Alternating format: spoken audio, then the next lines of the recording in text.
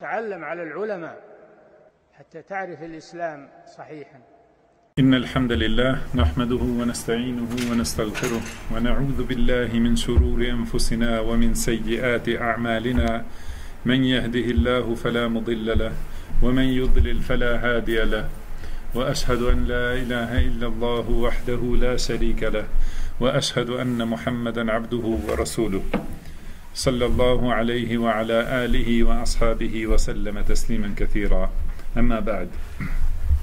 Vazhdojmë me mësimet prej këtij libri të vlefshëm, mësime të dobishme ose mësime të rëndësishme. Folëm diçka në lidhje me tauhidin, domethënien e tauhidit dhe ndarjen e tij. Mbaruam me dy pjesë të para të tauhidit, që është tauhidul rububiyya dhe tauhidul asma'i was sifat, të cilat thamë se hynë gjithashtu si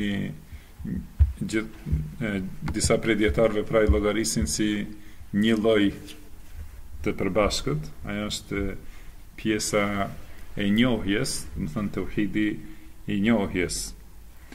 Kurse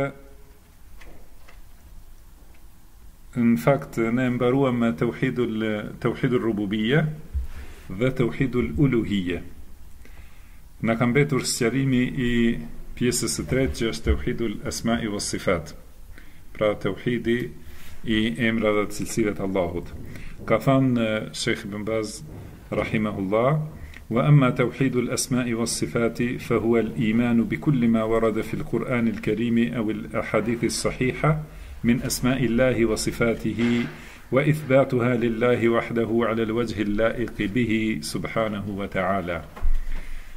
Pra, tauhidi i emrave dhe cilësive është besimi i çdo gjëje që është përmendur në Kur'an dhe në hadithe të sakta, ku përfshihen emra të Allahut dhe cilësitë e tij, duke i pohuar ato emra dhe cilësi pra vetëm për Allahun një, në mënyrën që i përket ose që i ka hije madhrisë së tij subhanahu wa ta'ala. Do të thonë, ky është kuptimi i tauhidit në lidhje me emrat dhe cilësitë e Allahut. Pra që të vërtetojmë ose ta pohojmë, ti pohojmë ato emra dhe cilësi të Allahut, të cilat Allahu i ka pohu për vete në librin e tij dhe që i ka pohu pejgamberi sallallahu alaihi wasallam në sunetin e tij, në ose ashtu si i përket madhrisë së tij subhanahu wa ta'ala. Sepse kur Allahu i ka përmend për vete këto emra dhe këto cilësi, do të thonë se ato janë të veçanta vetëm për atë subhanahu wa ta'ala. Prandaj quhet tauhid, veçimi i Allahut me emra dhe cilësitë, do thotë se ato emra dhe ato cilësi i përkasin vetëm Allahut një, nuk shoqërohet me to, nuk shoqërohet në to, do të thonë me Allahun askush. Në këtë aspekt, pra ta dim që kjo quhet me këtë kuptim tauhid. Edhe në ato cilësi pra nuk barazohet dhe nuk i afrohet Allahut askush, siç ka thënë Allahu: "Laysa kamithlihi shay'un wa huwa as-sami'ul basir", pra sikur Allahu nuk është askush dhe ai është gjithë dëgjuesi dhe gjithë shikuesi.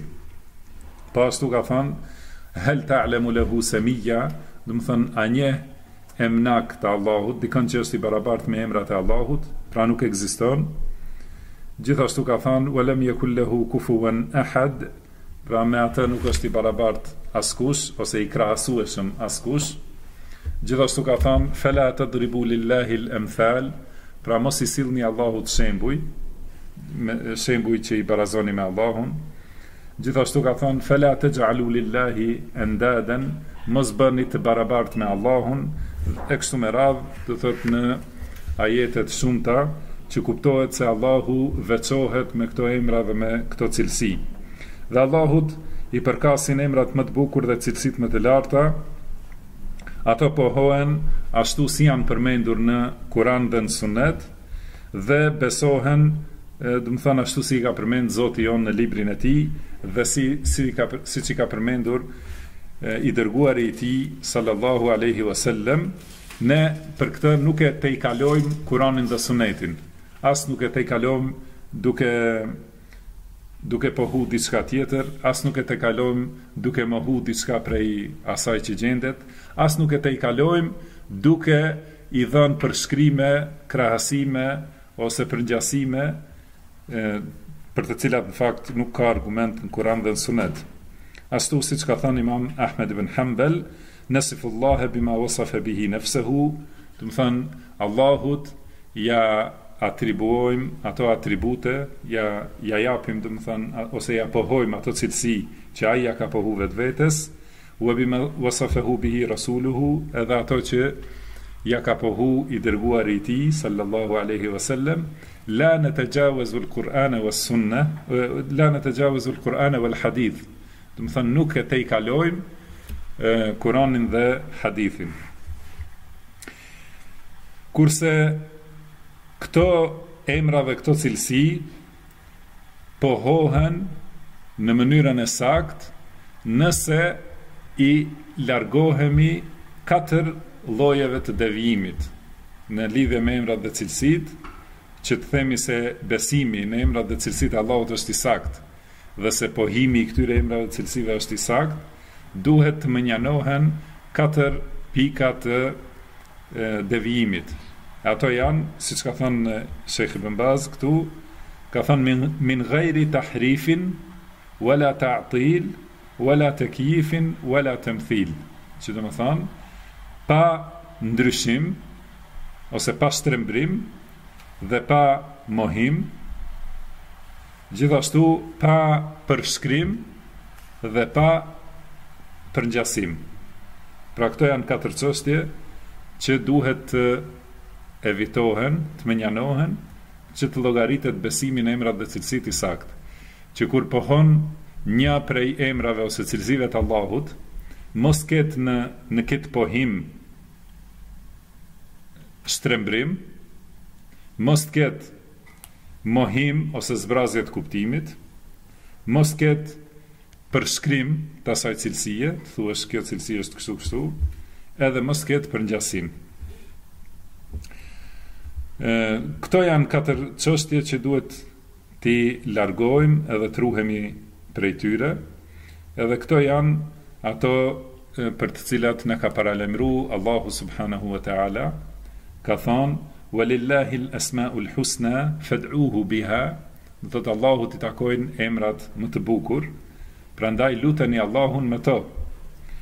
Wa dharu alladhina yulhiduna fi asma'ihi, edhe largohuni prej atyre të cilët bëjnë shtrembrim ose mohim, ilhad në emrat e tij, se yujzauna ma kanu ya'malun, ata do ta marrin shpërblimin për atë që kanë vepruar. Do të thonë, pra Allahu na urdhëron që t'i pranojmë emrat dhe cilësitë e Allahut dhe ta lutim Allahun me ata emra, dhe na urdhëron që të largohemi ose ta praktisim atë i cili bën ilhad në emrat dhe cilësitë e Allahut. Kurse ilhadi, që do të thonë mohim ose kufër në emrat dhe cilësitë e Allahut, është në forma, do të thonë, të ndryshme, në njërin prej këtyre 4 formave.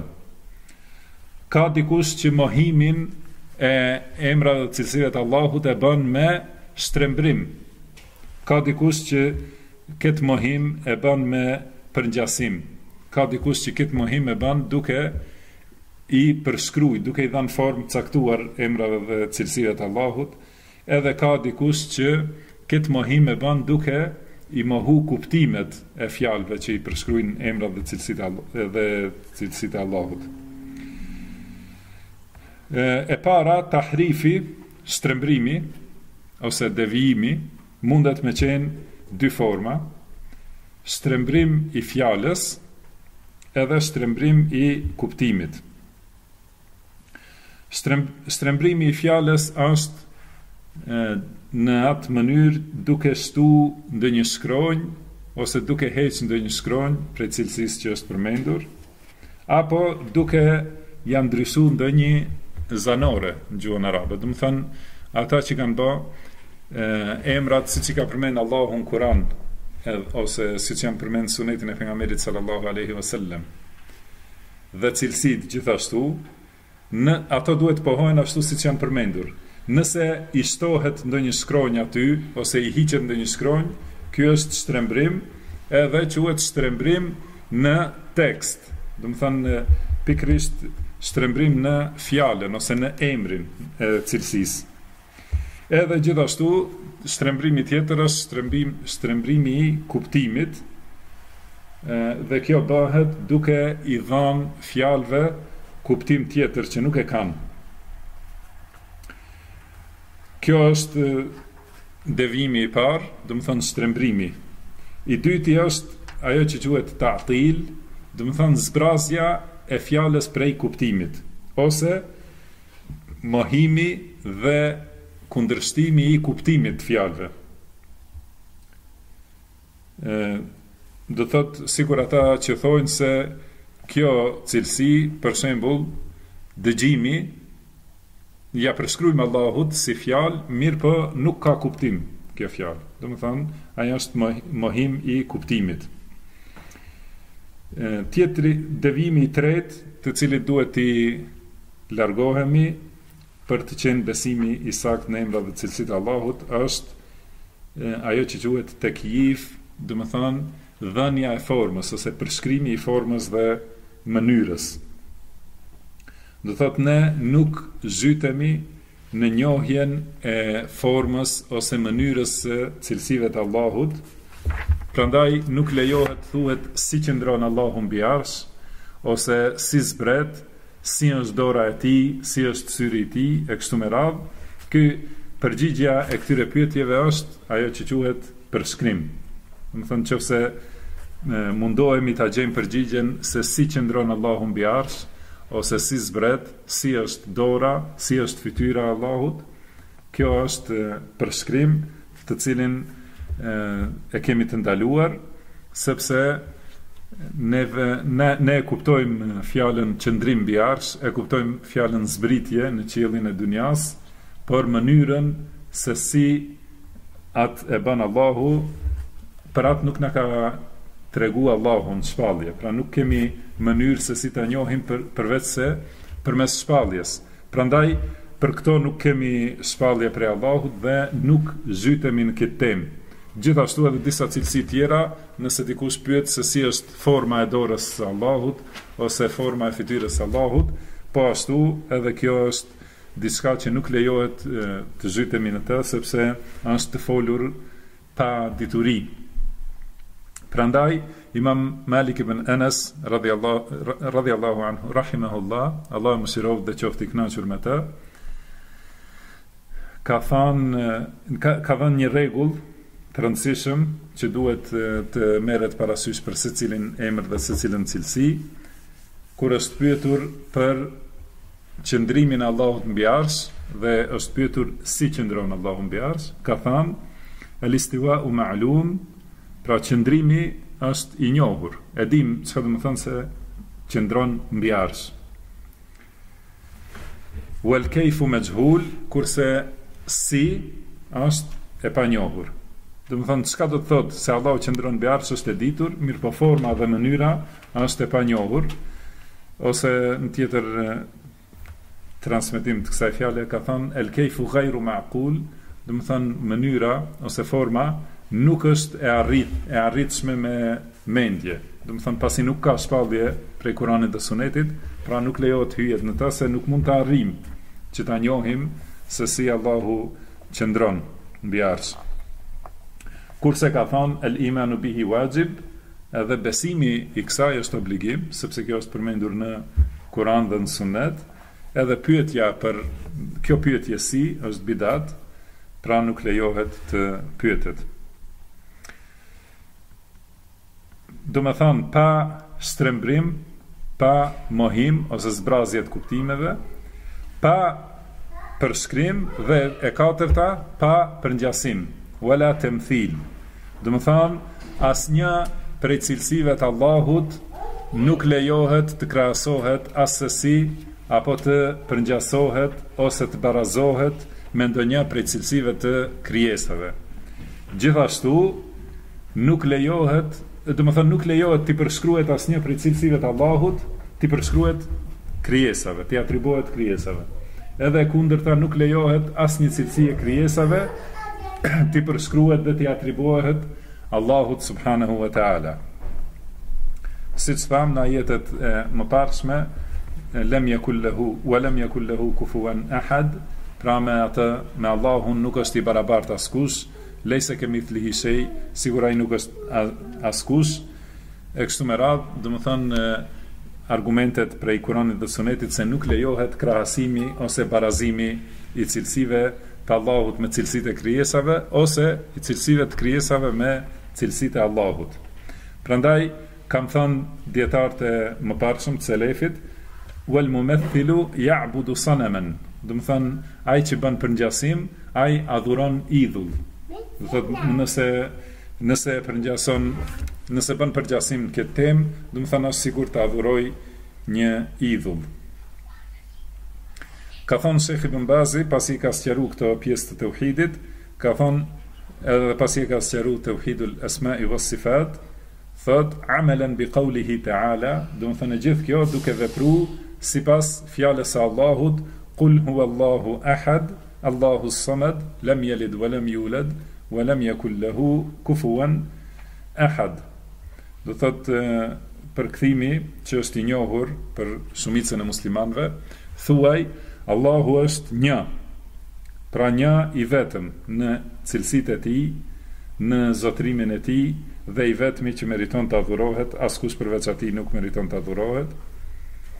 Allahu samad, do të thënë Allahu është ai i cili gjithashtu i përket çdo cilësie përsosmërisë, nuk ka asnjë lloj mangësie, nuk ka nevojë për askënd, është plotësisht i pavarur dhe çdo kush ka nevojë për të dhe i drejtohet atij për nevojat e veta.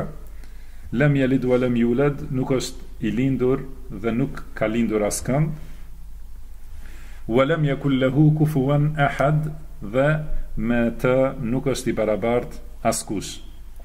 Gjithashtu pastaj thot wa qawlihi, dhe gjithashtu veprojmë me fjalën e Allahut, leysa kamithlihi shay'un wa huwa as-sami'ul basir, pra sigurai nuk është asgjë dhe ai është gjithë dëgjuesi, gjithë shikuesi. Do thot kjo sura, surja Ikhlas, është sure madhështore e cila i tregon cilësitë e Allahut subhanahu wa taala dhe quhet suratul Ikhlas, do të thonë surja e veçimit ose surja e veçuar, sepse kjo është veçuar vetëm për sqarimin e cilësive të Allahut. Do të thonë është e veçantë dhe është ndarë vetëm për sqarimin e cilësive të Allahut të lartësuar. Prandaj një prej sahabeve, një sahabi i madh, në secilin namaz e ka lexuar në rekatin e dytë, e ka lexuar surën Kul huwallahu ahad, edhe disa prej sahabeve këtë çështje kanë mohu dhe nuk ju ka duk do thotë e sakt, prandaj e kanë pyet pejgamberin sallallahu alaihi wasallam dhe ai ka thonë pyeteni pse e bën këtë. Ka thonë ky sahabi i madh radhiyallahu anhu ka thonë li annaha sifatur rahman wa ana uhibbu an aqra biha, do të thonë e lexoj këtë sepse aty janë cilësitë të gjithë mëshirshmit dhe unë dua ta lexoj këtë sure më shumë. Atëherë ka thonë pejgamberi sallallahu alaihi wasallam akhbiruhu anna Allah yuhibbu, do të thonë tregojini se Allahu e do atë, ose në tjetër transmetim apo në tjetër hadith ka thënë hubbuka iyyaha adkhalaka al-janna, do të thonë kjo dashuri ndaj kësaj sure të ka fut në xhennet, sepse ky është sqarim shumë i kuptueshëm edhe shumë i qartë, nuk ka dyshim, nuk ka, do të thonë nëse e lexon surën Ikhlas, Kul huwallahu ahad, i kupton cilësitë e Allahut edhe nuk mbetet dyshim pas kësaj, edhe prej kësaj sure e kupton këto 4 lloje të devijimit që duhet të evitohen që tjetë besimi në cilësitë e Allahut i sakt. Edhe gjithashtu, sipas ajetit tjetër, lejse kemithlihi shay'un wa huwa as-sami'ul basir, pra sigur Allahu nuk është asgjë dhe ai është gjithë dëgjuesi, gjithë shikuesi. Do të thënë këtë ajet ka mohim të përngjasimit edhe të barazimit të cilësive të Allahut me cilësitë e krijesave dhe ka gjithashtu edhe pohim të cilësive të Allahut.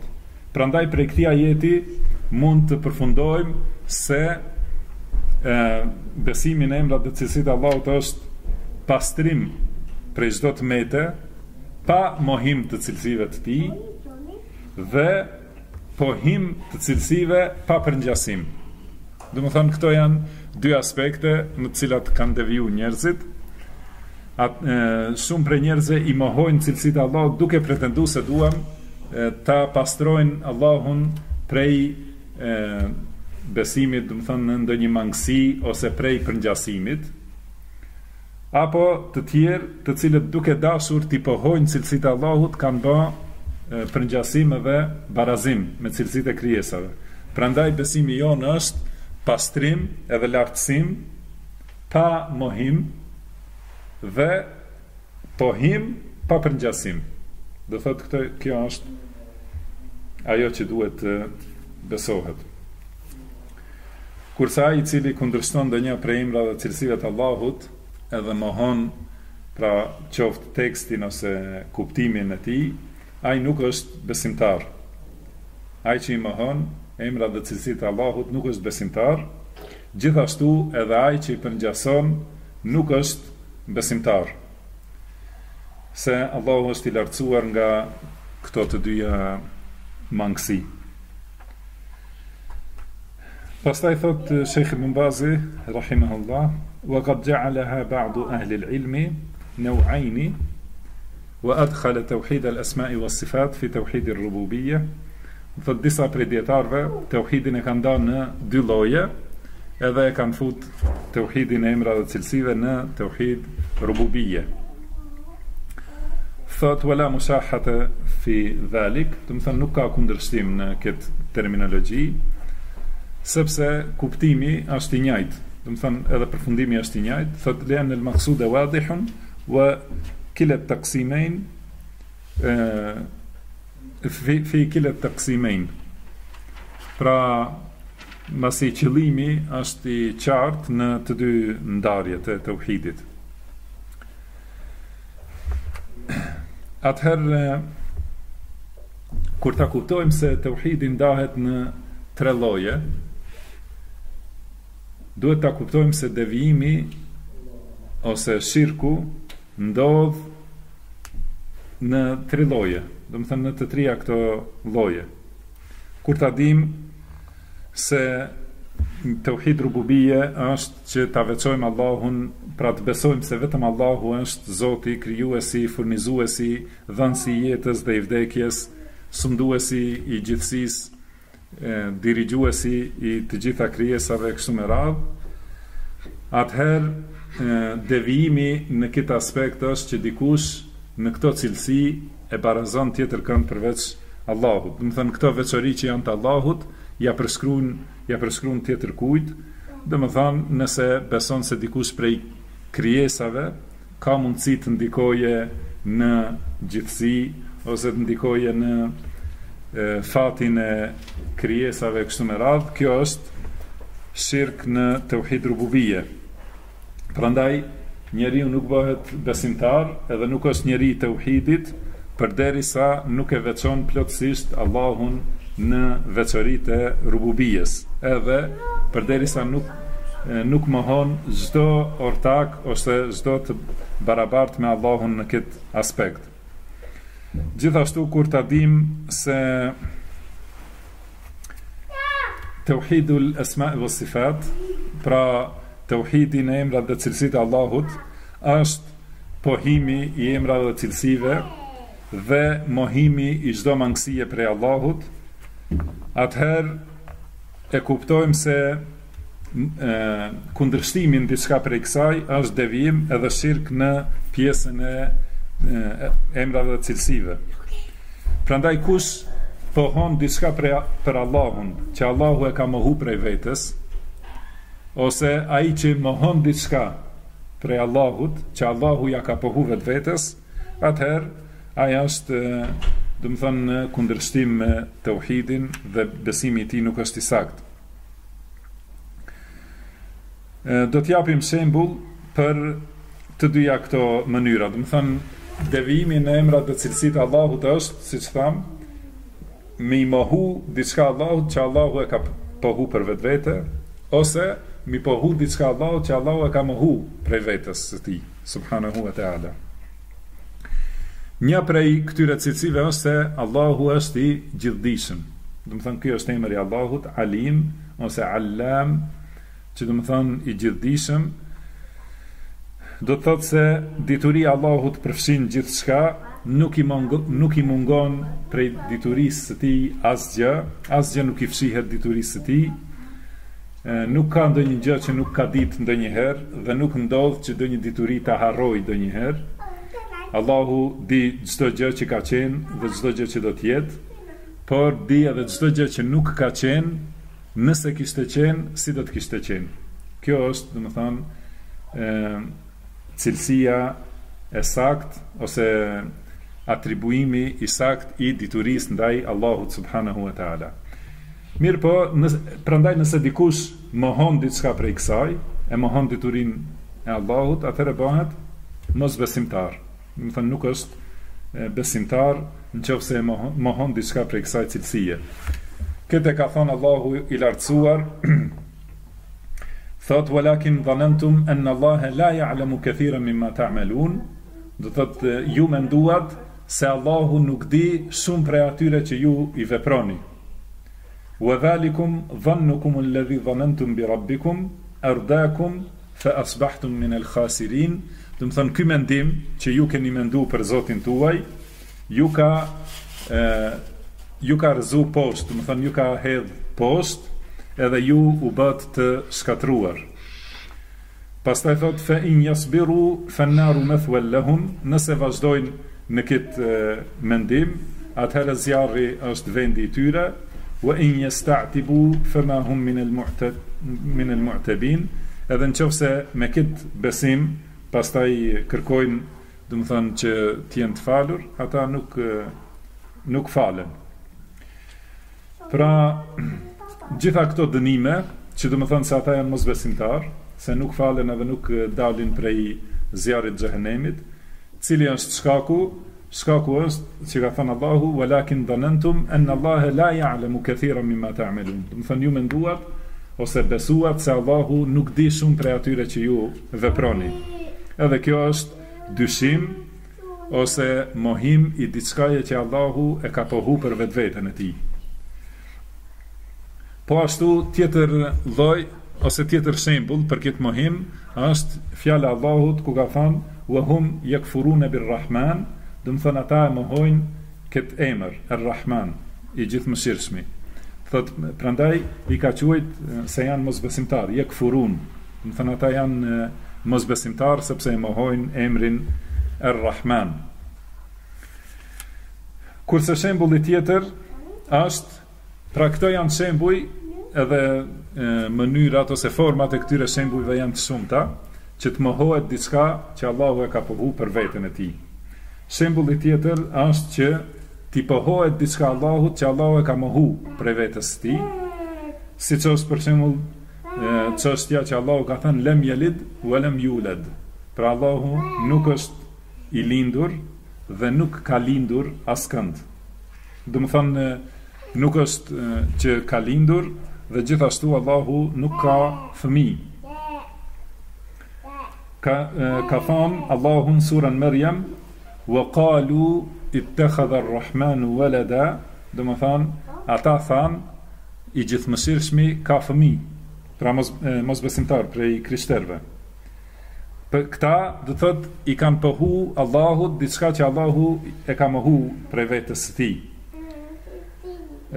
I kanë pohu Allahut fëmijë që Allahu është i pastër dhe i lartësuar prej kësaj mangësie, Prandaj Allahu ka thënë laqad ji'tum shay'an idda, do të thonë ju sollët një çështje shumë të rrezikshme, shumë të madhe, të tmerrshme. Çka është kjo çështje e tmerrshme? Ka thënë tekadu as-samawati yatafattarna minhu. Do të thonë dua qiejt vetëm sa coptohen prej kësaj, wa tanshaqqu al-ardu, edhe toka sa sqahet, wa takhirru al-jibalu hadda, edhe kodrat ose malet sa sfirmohen, an da'u lir-rahmani walada, si i përshkruan Allahut fëmijë. Do thotë këto janë dy shembuj, edhe me këto dy shembuj krahasoje secilën ndodhi ose secilën paraqitje tjetër. Pra kush mohon diçka prej asaj që Allahu e ka pohu për vetvete, ai është mosbesimtar.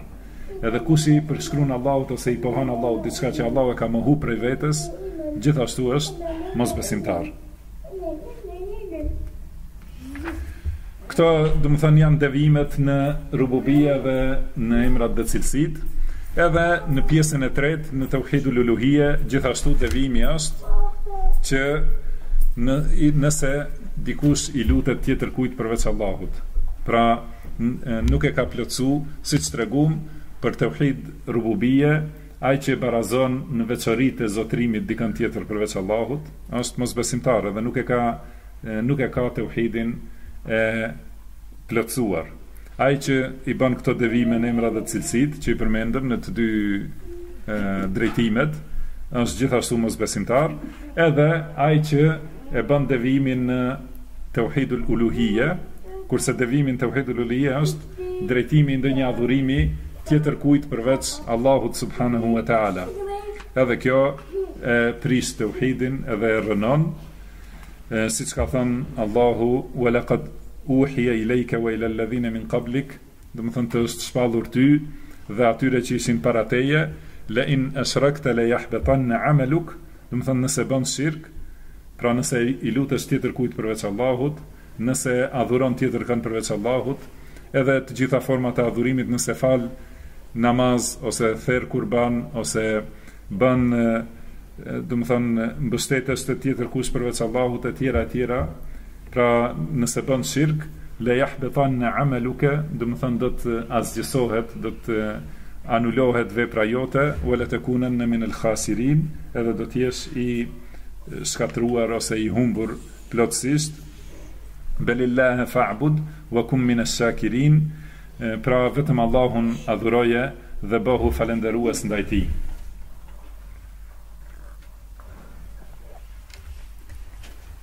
Atëherë me këtë temë arrim deri te sqarimi i shirkut dhe llojeve të tij, ashtu si e ka përmend këtu autori rahimahullah, ka thënë wa aqsamu shirki thalatha, pra pjesët e shirkut janë, ose llojet e shirkut janë tre: shirkun akbar, wa shirkun asghar, wa shirkun khafi.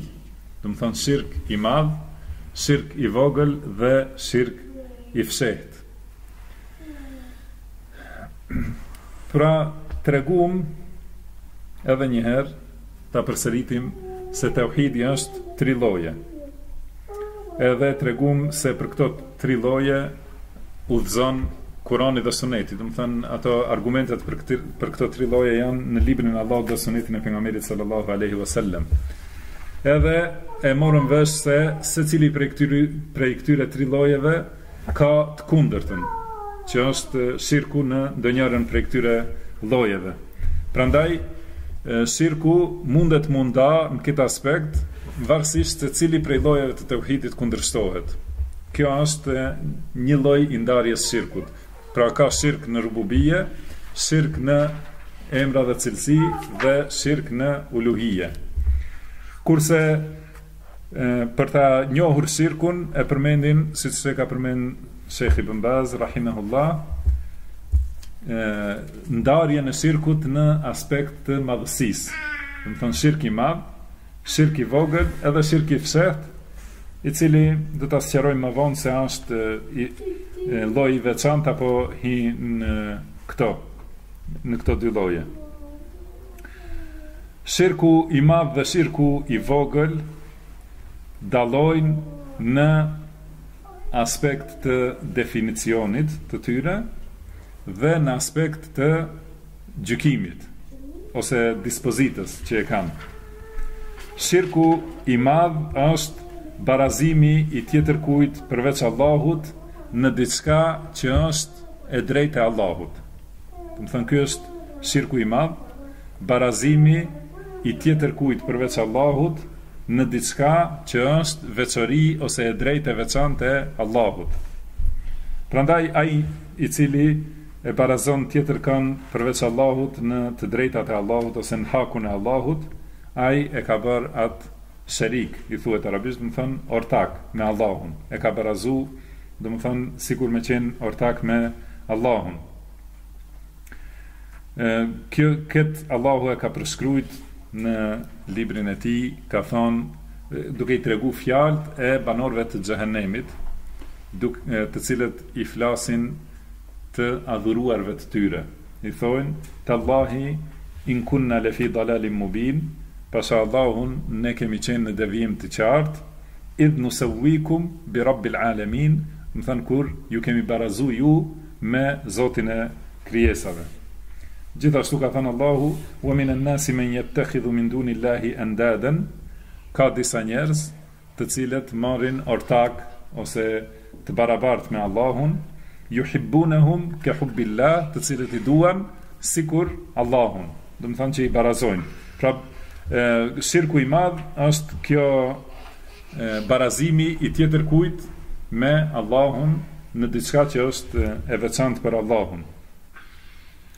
Prandaj ka thënë Allahu: "Fala taj'alu lillahi andadan", pra mos i bëni Allahut të barabartë, mos i bëni me Allahun askën të barabartë. Gjithashtu ka thënë Allahu: "Thumma alladhina kafaru bi rabbihim ya'dilun", do të thënë mos besimtar, ata të cilët kanë mohu, ata të cilët kanë bërë kufër, barazojnë të tjerë me Zotin e tyre. Bi rabbihim ya'dilun, do thotë që barazojnë tjetërkën me Allahun.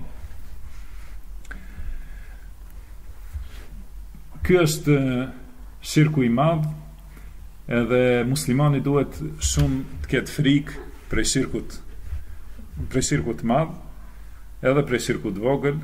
Mirëpo çështja është se shirku i madh është diçka që i ka pasojat të tmerrshme, edhe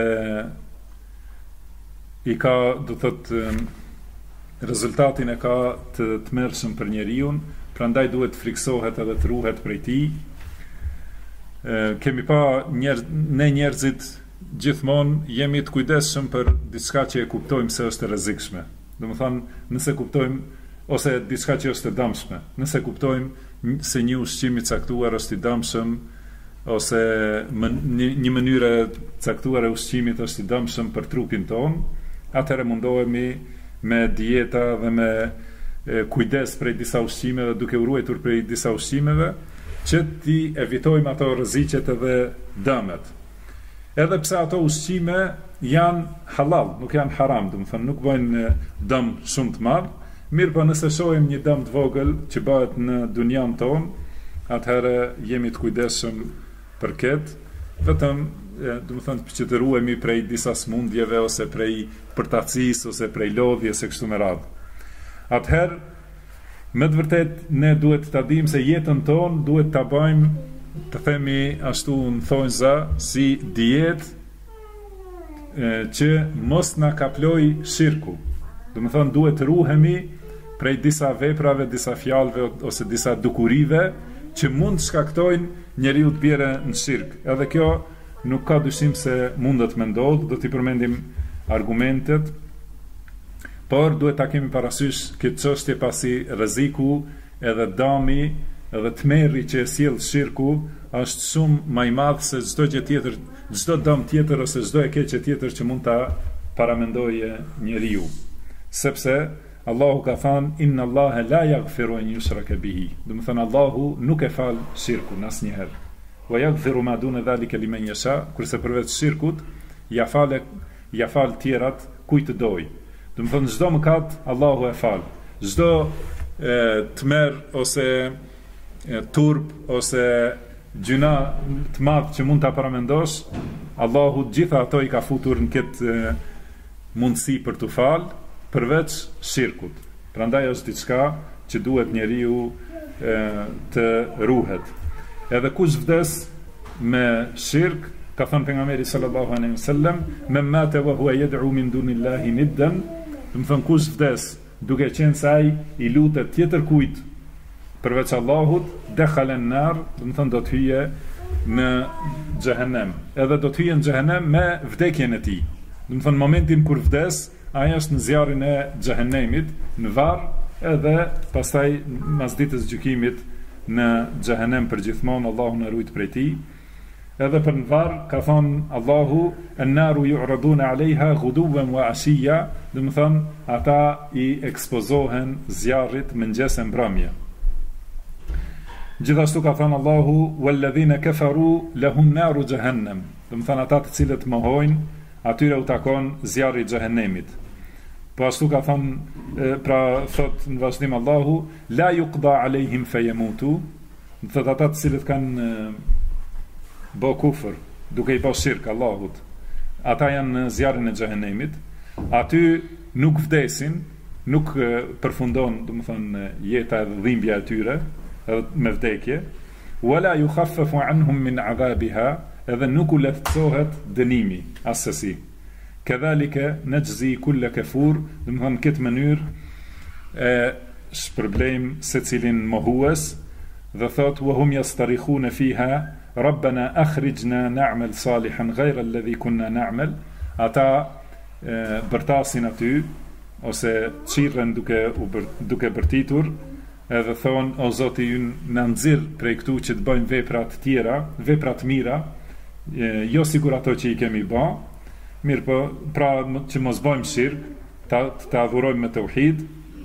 Mirë po Allahu u thot, awalam nu'ammirkum ma yatadhakkaru fihi man tadhakkar wa ja'akum an-nadhir, do të thonë as ju kemi dhënë jetë të mjaftueshme që të përkujtoheni, edhe ju ka ardhur përkujtuesi gjithashtu, pra pejgamberi, edhe pas pejgamberit dietarët që u kanë sqaruar shirkun dhe tauhidin.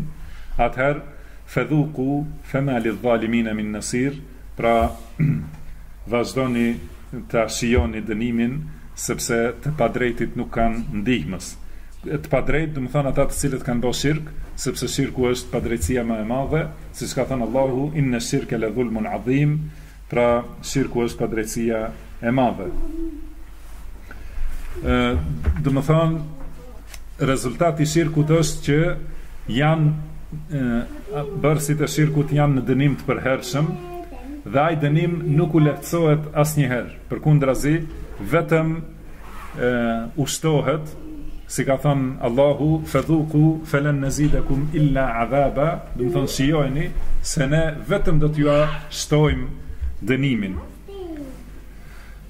Do të thonë ata në momentet që shpresojnë që kanë një ymyt, do të thonë se t'i lehtësohet diçka ose të vdesin, ju vjen përgjigja edhe më dëshpëruese se juve vetëm do t'ju shtohet dënimi. Do të thonë asgjë nuk ju paksohet, edhe nuk përfundon me vdekje, por dënimi vetëm shtohet. Fadhuqu, pra shijoni, falan nazidakum illa adhaba, se ne vetëm do t'ju shtojmë dënimin.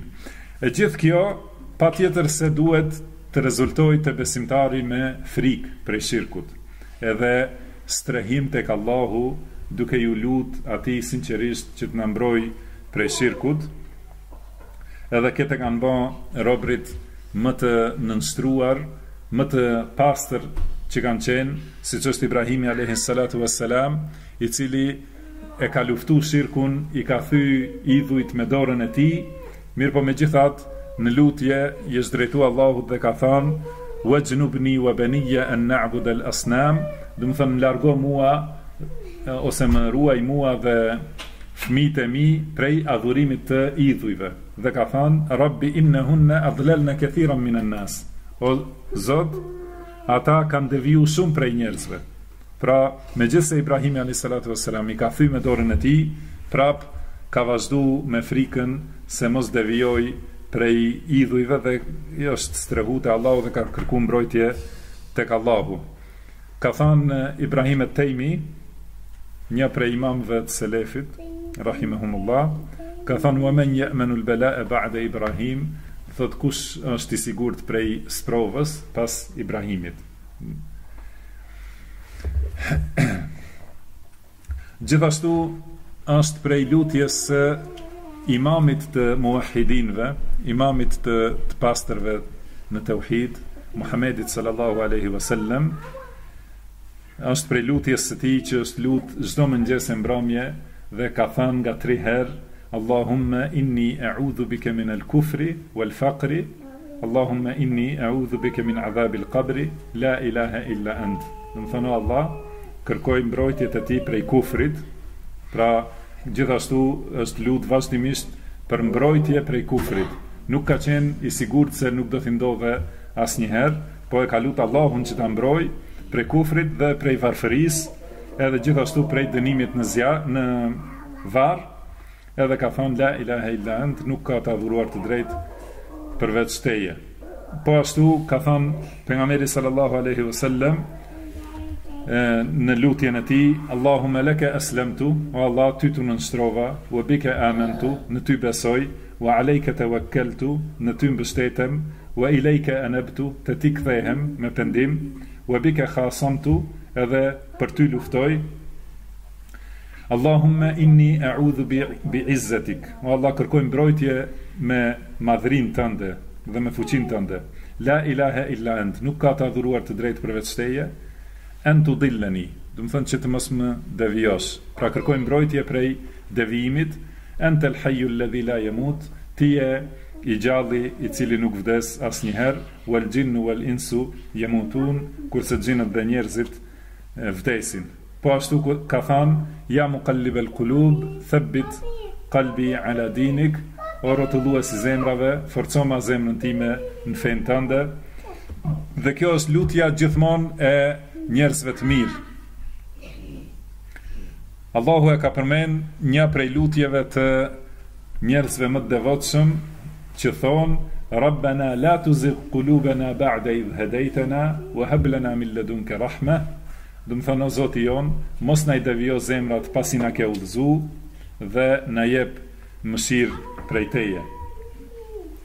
Do thotë këta njerëz janë lutur me këto lutje dhe janë friksu prej shirkut, sepse siç tham, pasojat e shirkut janë të tmerrshme edhe shumë të mëdha. Por a do të ndodhe shirku në te muslimant, te ata që kanë thënë se janë musliman? Në ka tregu pejgamberi sallallahu alaihi wasallam se ajo do të ndodh, por sqarimin e kësaj do ta vazhdojmë në mësimin e radhës me lejen e Allahut dhe me ndihmën e tij, pasi u zgjat koha që mos i lodhim më shumë. E lam do të thotë vazhdimin e sqarimit të kësaj për mësimin e ardhshëm insha Allah. Wallahu a'lam, wa sallallahu wa sallama ala abdihi wa rasulihi nabina Muhammad, wa akhiru da'wana anil hamdulillahi rabbil alamin.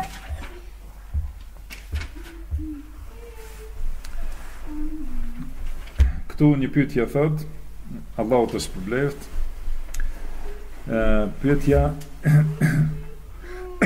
me thon mjeku më ka shëruar, dhe jo Allahu, mos me përmend Allahun, ose me thon mjeku më ka shëruar dhe jo Allahu, ose me thon mos me pasqen mjeku dhe pastaj Allahu kisha vdek.